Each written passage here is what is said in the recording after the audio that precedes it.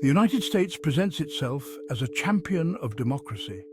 It advocates for free elections, human rights, and the rule of law. Yet, its history is replete with instances where it has undermined these very principles.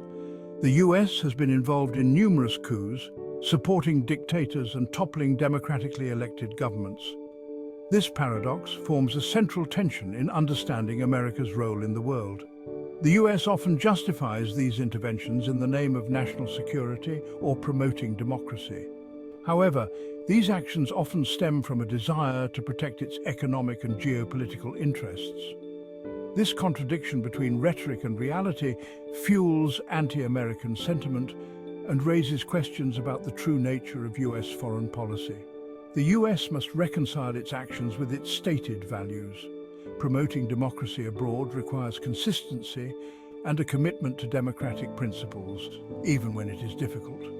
This involves engaging with other nations through diplomacy and cooperation, not coercion and force. The Cold War played a significant role in shaping US foreign policy. The rivalry with the Soviet Union fueled a global struggle for influence. The US saw the spread of communism as a threat to its interests. This fear led to interventions in various countries.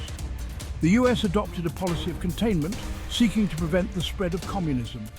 It supported any regime, democratic or otherwise, that aligned with its interests. Economic considerations also played a crucial role. The US sought to protect its access to resources and markets around the world.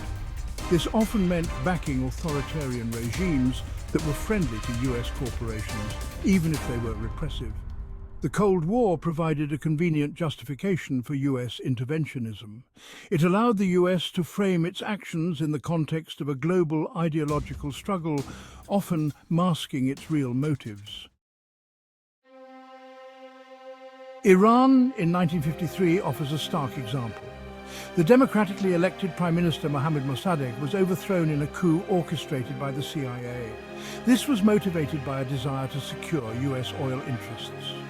The coup installed the Shah, a brutal dictator who ruled for decades. In 1954, Guatemala suffered a similar fate. The CIA-backed coup ousted President Jacobo Arbenz, who had implemented land reforms that threatened the United Fruit Company. This intervention led to decades of civil war and instability in Guatemala. Chile in 1973 saw the US-supported coup against the socialist president Salvador Allende. This led to the brutal dictatorship of Augusto Pinochet, who was responsible for widespread human rights abuses. The Vietnam War, while not a coup, was another example of US intervention. The US sought to prevent the communist North from unifying the country, leading to a devastating war. In 2003, the US invaded Iraq, toppling Saddam Hussein. The invasion, based on false pretenses, led to chaos and instability in the region, giving rise to groups like ISIS. These interventions highlight the human cost of US foreign policy. The consequences of US interventions have been far-reaching and often disastrous. Coups and regime changes rarely achieve their stated goals of promoting democracy and stability. Instead, they often lead to violence, instability, and authoritarianism.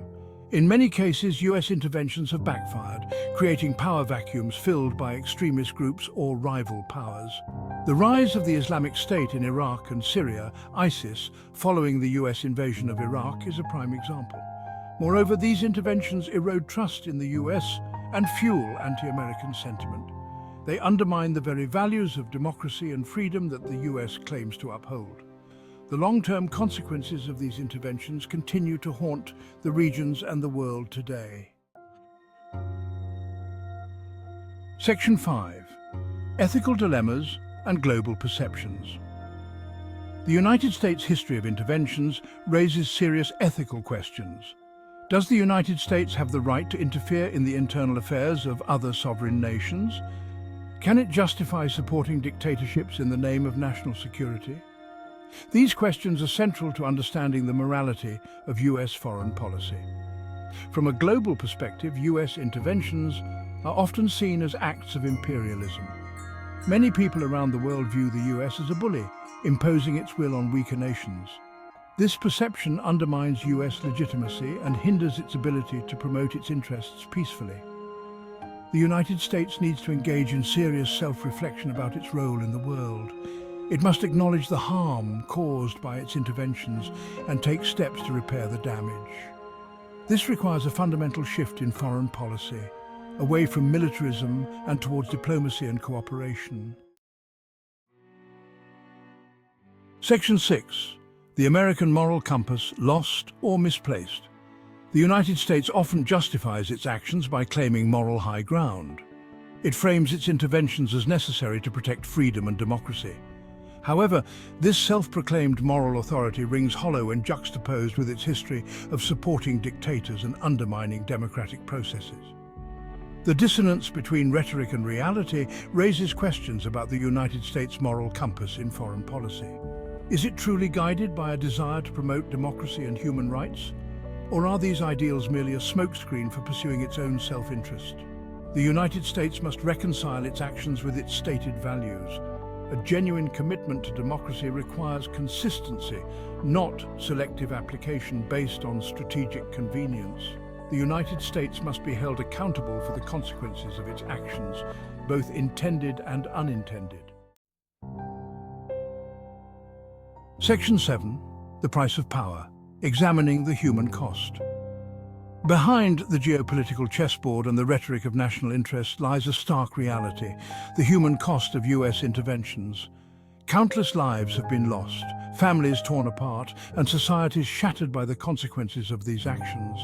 From the jungles of Vietnam to the streets of Baghdad, the human toll of US military intervention is undeniable.